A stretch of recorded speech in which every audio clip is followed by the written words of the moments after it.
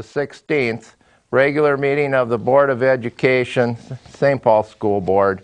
And so what we have there is I presented the issues that come out of this court case here.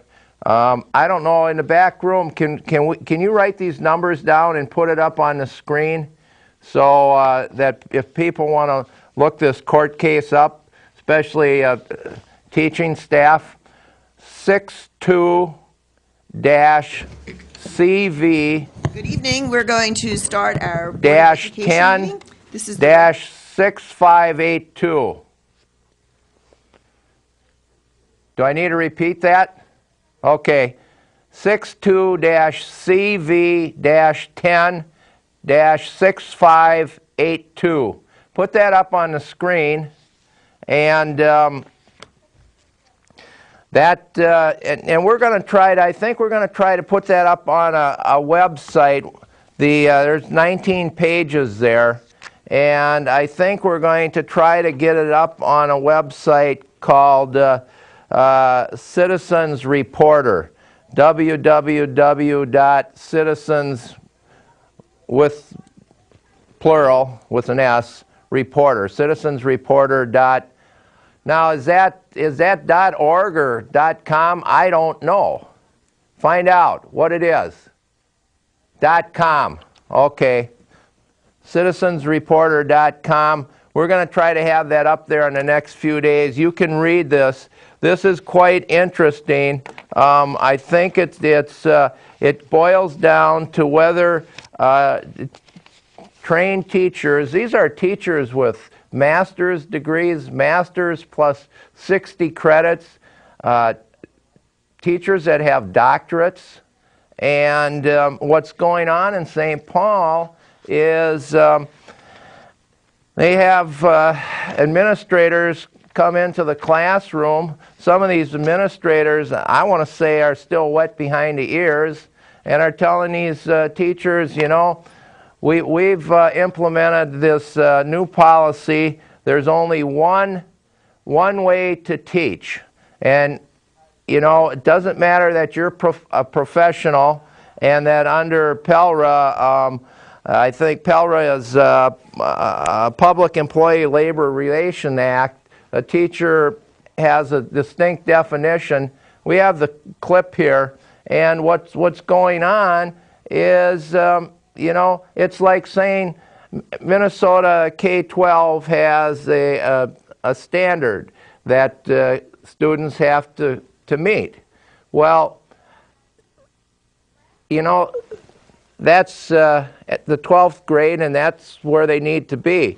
And what the district is saying, you know, what I'm saying is you can get there in a green car or a blue car. And the districts are telling these teachers, well, it doesn't matter that you're a professional and you have all the teaching experience of 15, 20 years and all the degrees and all the ongoing education, endless, that we're telling you that we, the administration, know better than you in the classroom. So listen to the comments, and then we're going to talk about this. I'm going to read some excerpts out of this court case. Go ahead and run that. Bob Zick or Bob Rick? Zick. Okay. Thank you.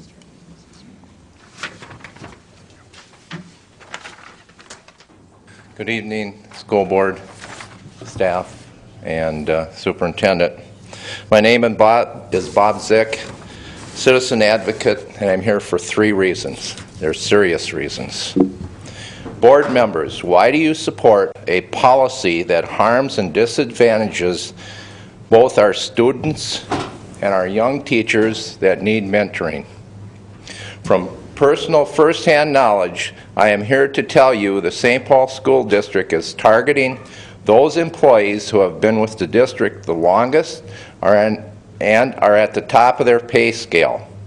Tell me, when did the St. Paul School Board give the administrators the public policy directive to trim the district's budget by specifically targeting those non-administrative employees with the highest salaries or greatest seniorities?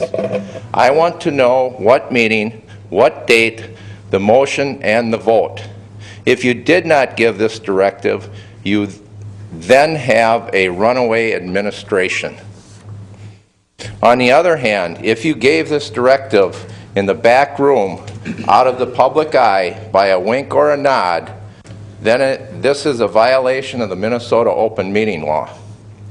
I'm here because the unions are not doing their job.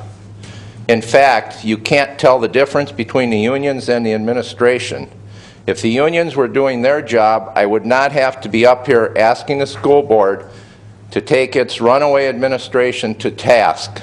By unions, I'm talking about the teachers' union and the custodians' union. It's time this board does its job, accepts its responsibility in accordance with the law to hold the superintendent and administration accountable. Have you taken notice of all the non-administrative employees over the past several years that have resigned, retired prematurely, been fired, or left the employment of the district? Are you even aware of the high percentage of them that were intimidated, pressured, coerced into leaving when they did not want to? Some even fired when they stood up for themselves. If you don't want to know the statistics, I do. Who at the district is a responsible authority under Minnesota Chapter 13? I'm requesting the names of all former non-administrative employees in the last 4 years who have resigned, retired, were fired, or no longer work for the district for any reason. Lastly, I want you to know that there is another big problem with the administration. Teachers are professional employees under PELRA with professional discretion and judgment. Targeted teachers are mandated to teach a prescribed teaching policy. No one questions that our students must meet Minnesota K-12 academic standards to graduate, but who in their right mind thinks that every teacher in the district should use only one mandated cookie-cutter teaching style to accomplish this end result? Who knows our students better? The ones who work with them every day, or the administrators who only know theory and would never survive the urban classroom if given such an assignment, even for a month or two? You want to know why our students' progress continues to decline? It's because your runaway administrators are interfering with our teachers' professional discretion and judgment in the classroom, and are out of touch with our student body. Thank you very much, Mr. Zick. Actually, your time has expired, but we do have your written comments.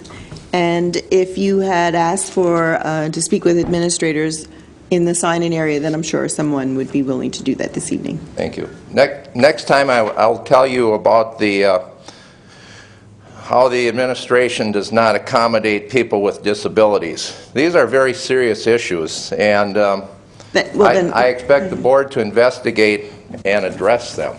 And to the extent that I asked for data, according to public data requests, so I will be checking back to see that that's accommodated too. Thank you, board. Thank you very much, Mr. Zick. All right, that was last night, and I hope you heard on the end there that, you know, kind of the comment was, you didn't have to come here and do this in public. You could have talked to a staff person. You know, never talk to a staff person. You go before the board, you do it in public. It keeps them from sweeping it under the rug. You have to do that. I remember in School District 622, that was St. Paul is 625, that Woodbury, the people that